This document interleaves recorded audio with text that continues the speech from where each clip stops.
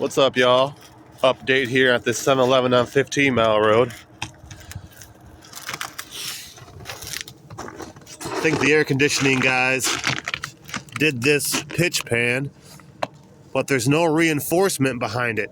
It's just a pipe boot, and they put some kind of sealer, self-leveling sealer in there, and all it's gonna do is hold water and expand and contract because there's no stiffness to it. Oh, there's a hole. Water goes right into there. They did them all like that. Look at this one. This one's just gonna hold water.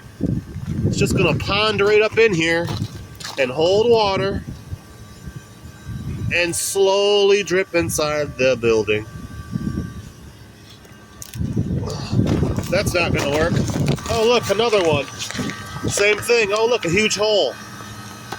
Well, I wonder if water's gonna get in there and leak.